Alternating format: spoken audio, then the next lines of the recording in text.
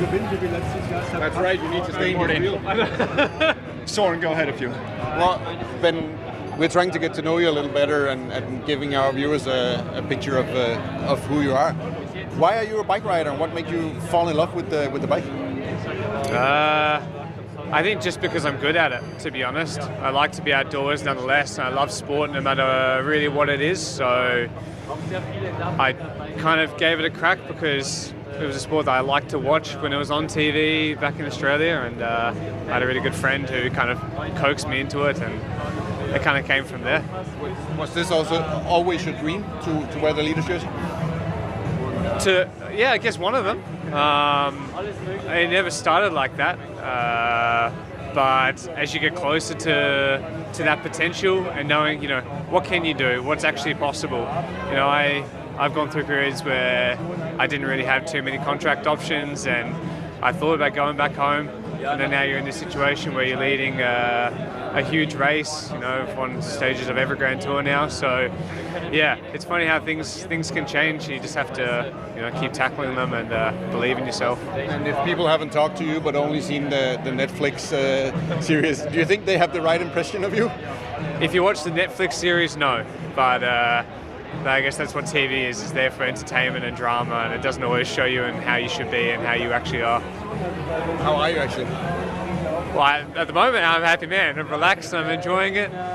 For sure, I'm an angry man sometimes, but I'd hope I'm not a bad person. And yeah. What are we to read from stage 9 that we can take away into this second stage? The second week. I'd say that our team is strong, and I believe in the boys even more so after that day. I think we have the ability to control a race and decide how it kind of plays out. So that was my key thing I kind of took away. You're reading of both Primoz, Red Bull, and UAE with Adam Yates. Pardon? What I was? You're reading of both Primoz and Red Bull and Adam at UAE. Oh, Adam had a sick ride in Granada.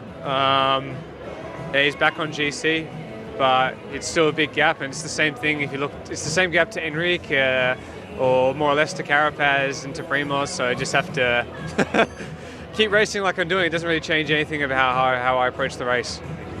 Just one question, I don't want to traumatise you, but how uncomfortable was watching that on Netflix? And, just describe the experience of watching yourself. I think some moments are pretty true.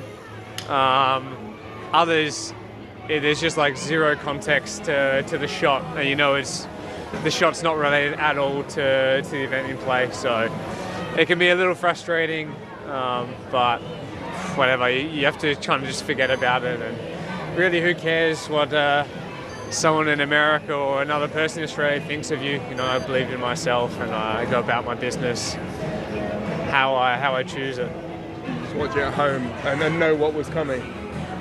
Well, the thing is, you don't really know what's coming because you don't have any preview. You have a hint from the team saying that's going to happen, but I don't know what part of the questions they get you. And remember, you sit in front of this camera for 2 hours answering questions. Things sometimes just get a bit out of hand, and they just take context from there, even though it's not related.